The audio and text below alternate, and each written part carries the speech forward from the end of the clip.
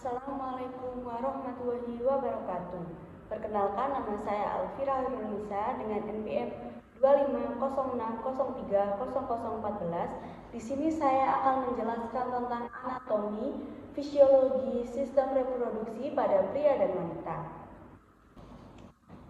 Alat reproduksi pada pria dan wanita memiliki fungsi. Pada pria yaitu menghasilkan sperma dan fertilisasi. Untuk wanita, alat reproduksi adalah membentuk ovum, tempat terjadinya fertilisasi, konsepsi atau pembuahan, pemeliharaan janin yang tumbuh, melahirkan bayi, dan memberi makan bayi dengan menghasilkan susu. Organ reproduksi pada laki-laki terdiri dari sepasang testis, saluran kelamin, kelenjar-kelenjar tambahan, dan penis, dan genitalia eksterna penis dan skrotum. Kita masuk ke testis. Ini adalah testis. Testis, kelenjar kelamin penghasil sperma dan hormon. Testis berbentuk oval dengan panjang kira-kira 4-5 cm dan diameter 2,5 cm. Di bagian kelenjar testis ada beberapa bagian, yaitu ada tunica avulcina, tulpus semiferus, ductus efferent, epididymis, dan ductus deferens di daerah sini. Kemudian saluran-saluran pada testis itu ada vasa efferentia, ada epididymis, dan ada fase deferens. Utera merupakan saluran untuk mengeluarkan sperma dan urin. Kemudian ada vesika seminalis, merupakan kantong semen atau mani yang dindingnya menghasilkan cairan lendir.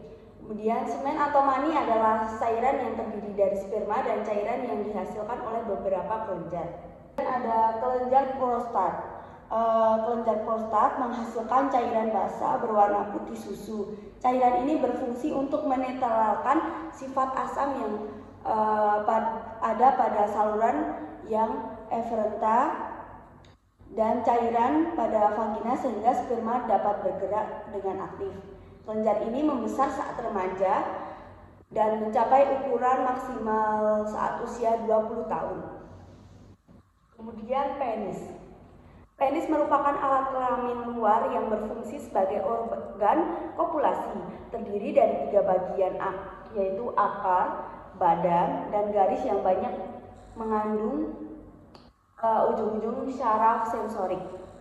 Sistem reproduksi pada laki-laki berhubungan erat dengan sistem ekskresi urinera. Testis menghasilkan jutaan sperma setiap hari mulai dari masa pubertas sampai meninggal dunia. Hormon pada reproduksi pria itu ada 3. Yang pertama, hormon testosteron, hormon FSH, dan hormon LH. Ke reproduksi pada wanita. Alat-alat reproduksi pada wanita itu berupa sepasang ovarium, oviduk atau tuba fallopi, terus ada uterus, ada vagina, dan ada organ kelamin bagian luar. Kita masuk ke ovarium atau indung telur. Merupakan kelenjar kelamin yang memproduksi sel telur dan menyeleksi hormon estrogen dan progesteron. Panjang sekitar 3-5 cm, lebar 2-3 cm, dan tebal itu sekitar 1 cm. Jaringan ovarium terdiri dari medula ovarium yang mengandung pembuluh darah dan limfatik, serabut saraf, sel otot, sel jaringan ikat. Konteksnya merupakan lapisan stoma luar yang rapat yang mengandung folikel ovarium.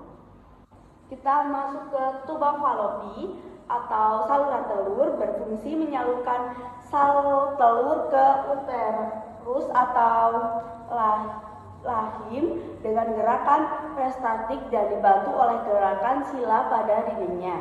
Panjangnya sekitar 10 cm dan diameternya sekitar 0,7 cm. Tempat terjadinya fertilisasi di 1/3 bagian tuba falopi.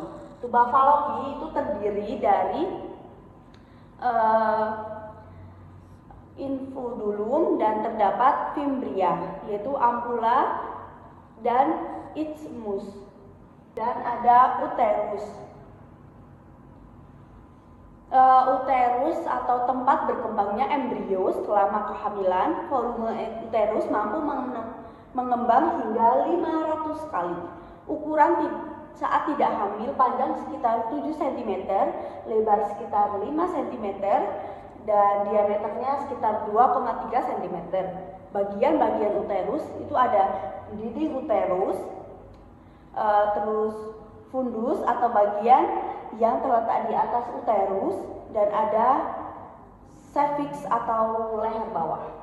Dan ada vagina. Vagina organ kopulasi dan sebagian jalan keluar bayi pada proses kelahiran. Ukuran bervariasi, panjang sekitar 8-10 cm. Organ ini menghadap uterus. Vagina dilembabkan oleh dan dilumasi oleh cairan yang berasal dari kapiler pada dinding vaginal dan sekresi dari beberapa kelenjar-kelenjar serviks. Hormon pada reproduksi wanita itu ada hormon gonadotropin atau GDH, itu sinkronisasi siklus menstruasi. Kemudian ada folisil atau stimulating hormon atau FSH, itu mempercepat pematangan telur. Luteinizing hormon atau LH itu menyempurnakan pematangan telur hingga mendekati pembuahan. Terakhir ada hormon estrogen dan hormon progesteron. Itu hormon yang diproduksi oleh ovarium untuk merangsang perubahan struktur dan fungsi endometrium. Dan ovulasi adalah proses keluarnya ovum dari ovarium. Ovum akan bergerak ke rahim. Bersamaan dengan proses ini, dinding rahim menjadi tebal seperti spons penuh dengan pembuluh darah yang siap menerima zigot.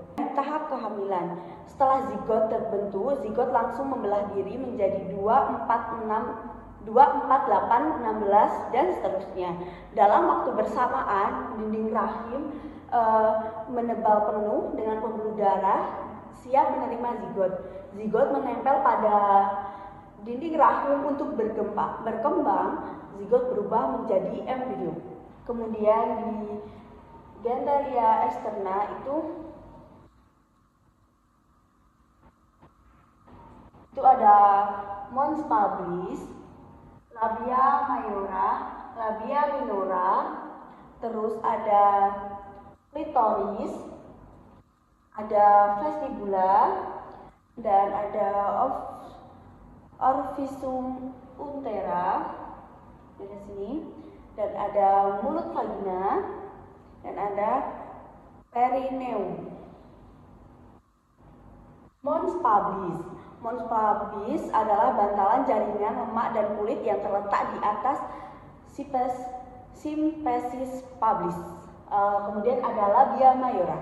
Labia majora adalah dua lapisan kulit longitudinal yang menentang ke bawah dari mons publicis dan menyatu pada sisi posterior perineum.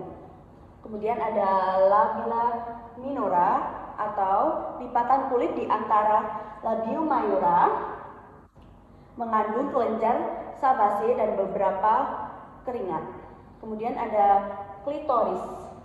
Klitoris adalah analog dengan penis pada pria, mengandung banyak ujung syaraf dan sangat sensitif. Daerah sini, ini adalah klitoris. Kemudian ada vestibula. Vestibula atau area yang dikelilingi oleh labia minora yang ditutupi oleh mulut utera, mulut vagina, dan ductus ke kelenjar Bartolini. Kemudian ada orificium utera atau jalur keluar urin dari kandung kemih. Kemudian atau ada mulut vagina terletak di bawah orificium utera terdapat himen, suatu membran yang bentuk dan ukurannya bervariasi. Kemudian ada perineum atau lapisan kulit antara pertemuan lipatan labia mayat dan anus daerah sini. Kita masuk ke anatomi payudara. Itu ada corpus mammae itu di daerah sini, terus ada arenula itu di daerah sini, dan ada papilla mammae itu ini. Bentuk luar pada payudara itu ada corpus mammae daerah sini. Corpus mammae atau corpus atau badan yaitu bagian yang membesar. Areola itu daerah lingkaran yang terdiri dari kulit yang longgar dan mengalami pigmentasi, dan masing payudara bergaris tengah kira-kira 2,5 cm. Sekian video penjelasan anatomi fisiologi alat reproduksi pada pria dan wanita. Kurang lebihnya saya mohon maaf sebesar-besarnya. Assalamualaikum warahmatullahi wabarakatuh. Terima kasih.